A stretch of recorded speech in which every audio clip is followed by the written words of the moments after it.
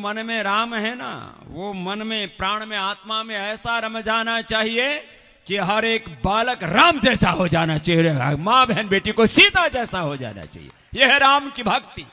अब तुम ऊपर से राम राम करो और काम रावण जैसो करो और घर में जाकर के पौवा पियो, यो काम मत करियो।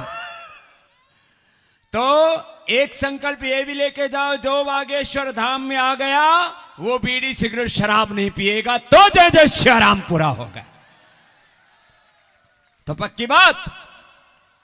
तो किसी को भी बीड़ी सिगरेट शराब गुटखा मसाला ये सब मामला नहीं जमेगा। अब बताओ, हनुमान जी गुटखा खावे हैं क्या? राम जी को कोई सिगरेट को, कोई दारू को कोई भोग लगावे हैं क्या? तो फिर तुम अपने क्यों लगाओ? अब ऐसे राम की भक्ति करो तो ये सारे ठेके उखाड़े जाने चाहिए पूरे हिंदुस्तान से। बकवास कर रखी है। जिसको देखो बेचारा गरीब आदमी उन्हीं में मरा जा रहा है। जितना दारू पी रहा है, 10 लाख करोड़ पैसे आदमी की ज्यादा की तो दारू बीड़ी सिगरेट शराब पी जाता है। कितने की? 10 लाख करोड़। और हम कहते हैं हम ऋषियों की संतान है, ऋषि पुत्र है। ऋषि पुत्र सांझ होते होते शीशी पुत्र हो जाता है। शीशी पौवा आधा, और कोई तो पूरी की पूरी लीटर की लीटर ठोक दे। तो आज संकल्प लेके जाइयो, आज के बाद बीड़ी सिगरेट शराब मुंह ते नहीं लगाइयो। बोलो जय जय सिया राम। बात पक्की एकदम। अब महाराज जी कहते हैं बार बार आइयो महाराज, एक बार में आने के लिए 1 लाख लोगों का बीड़ी सिगरेट शराब छोड़ना जरूरी है, यो मेरी दक्षिणा है। बात पक्की। अब जो पी रहे नहीं वो तो ताली बजा रहे, बाकी तो चुपचाप बैठे। कोई यो का काम हो गया भाई। ये मामला तो जवान है। तो देखो महाराज जी अपने धर्म, अपनी संस्कृति और अपनी भगवा परंपरा के ध्वजवाहक हैं। जोरदार ताली ठोको महाराज जी के लिए। वह हम रास्ते में आ रहे थे तो हमारे एक बहुत बड़े सिद्ध पुरुष हैं, वो भी लक्ष्मण भाई ने बोला बागेश्वर धाम का कोई वीडियो दिखाओ। तो पहला ही वीडियो देखा तो बोले कोई जिंदा आ गया। बोले मैं देखूंगा बागेश्वर धाम को। महाराज जी ने उसकी धज्जियां उड़ा डाली। तो ये रोज महाराज जो अच्छे अच्छे जिंद और जिन्नादों को उड़ा देते हैं, तो थारी बीड़ी सिगरेट भी उड़ा देंगे। हाँ, ये भी घर में जिंद है कि जिंदा जिंदा है। हाँ, बाकी तो भूत प्रेत बाधा सब महाराज जी जो भी सिर पटक के फोड़ देते, जो भी है ठीक है। तो खैर आज हम देखो आए तो हम तो अपने छोटे भाई से प्रेम करने के लिए आए। तुम्हारे लिए ये बागेश्वर सरकार है भाई, हमारा तो इनको जुगन जुगन को प्यार है। और अपने सनातन धर्म में ऐसे युवा गुरु आचार्य तपस्वी योगी महात्मा जब ऐसे देखते हमको बहुत गौरव होता है। तो अपनी प्रसन्नता व्यक्त करने के लिए आए। और बाकी आप सब भी बहुत प्यारे और बहुत भक्ति आप में। अब सुबह से आप यहाँ खूब दर्शन कर रहे हैं भगवान जी के। 2 तरह की शक्तियां हैं देखो भाई।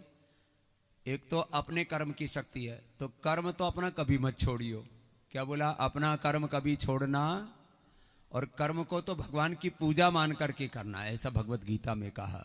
स्वकर्मणा तम अभ्यर्च्य सिद्धिं विन्दति मानव। तो कर्म हमारा धर्म है, कर्म हमारी पूजा है। बोलो कर्म हमारा धर्म है। जोर से बोलो कर्म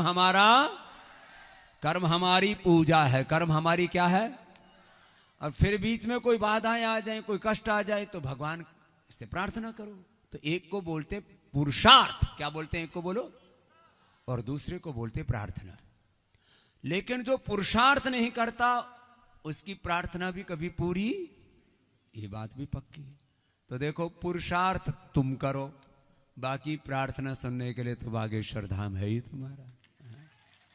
तो ये 2 बातें पक्की है। लेकिन ऐसे अपने मन में विश्वास रखो और फिर अपने समस्त देवी देवता, सारी अदृष्ट शक्तियां, सब देवाधिदेव परमात्मा देव, सबका अनुग्रह आपके साथ में रहेगा। और महाराज जी तो फिर इनके ऊपर ये गुरु की और भगवान की, सन्यासी बाबा की इनके ऊपर कृपा है, इनको आशीर्वाद है। तो अब जिस पर गुरु की, दादा गुरु की, सन्यासी बाबा की, स्वयं भगवान हनुमान जी की, और ये तो देखो, ये हमको यहाँ आने से पहले इतना नहीं पता था कि ये तो हम जिस गांव में, हम तो गांव में पैदा हुए, गांव के आदमी, भाई गांव की सब बातें जानते हैं, लेकिन ये गांव तो बहुत ही छोटा सा गांव है, लेकिन इस गांव का दिल बहुत बड़ा है। हाँ।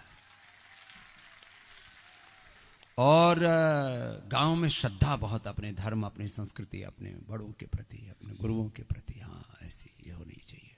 तो यहाँ इस स्थान का तप, इस स्थान की पुण्याई, इस स्थान का जागृत जो धर्म की ज्योति, और उसमें आप सबकी श्रद्धा और भक्ति की आहुतियाँ, और फिर अलग अलग, जैसा हमारे मंच संचालक बता रहे थे, वो भी बड़ा सुथरा सा छोरा है, कि ऐसे गाय की सेवा का, अन्नपूर्णा की सेवा का, और फिर तो महाराज अब ये आने वाले, मैं तो देख रहा हूँ कई थोड़े से वर्षों में, 1-2 दशकों में ये, मतलब ये जंगल में एक महान मंगल होने वाला है, ऐसा पूरा चारों तरफ।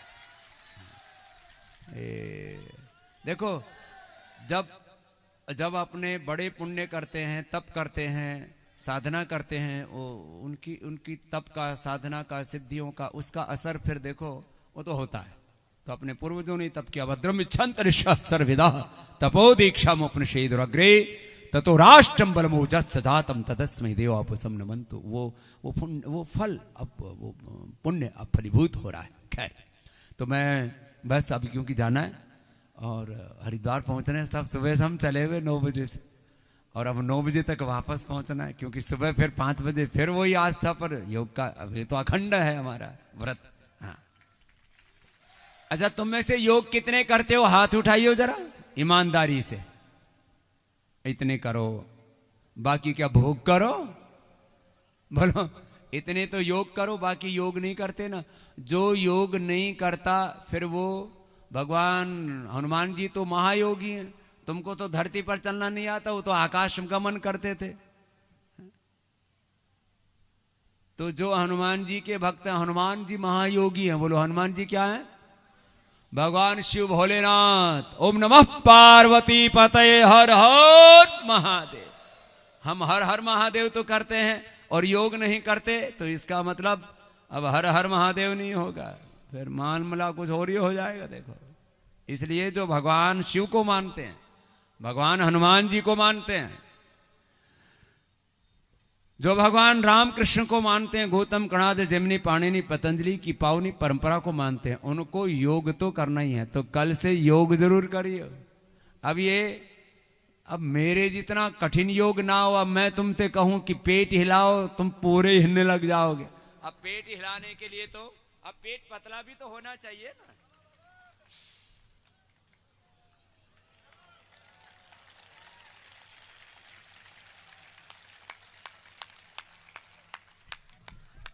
फिर से मेरे अंतर्मन से, पूरे पतंजलि योग पीठ की ओर से, पूरे हरिद्वार ही नहीं, पूरे सनातन धर्म की संत परंपरा की ओर से, पूरी भगवत संस्कृति, सनातन संस्कृति की ओर से, हमारे बहुत ही लाडले, बहुत ही प्यारे छोटे भैया धीरेन्द्र कृष्ण शास्त्री जी, एक विद्वान, तपस्वी, एक गुरु, एक बहुत ही पावनी परंपरा के संवाहक, एक अपनी ऋषि संस्कृति के उद्घोषक और अपने ऋषि परंपरा के एक उत्तराधिकारी और जीवंत स्वरूप बनकर के अपने धर्म संस्कृति का झंडा आगे लेकर के बढ़ रहे हैं।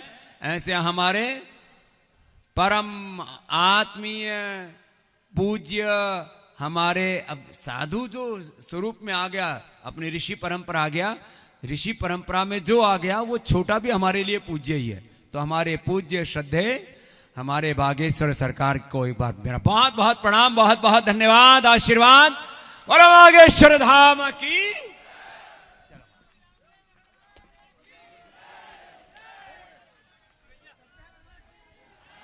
आप सभी अपने स्थान पर अनुशासन के साथ बैठे रहेंगे।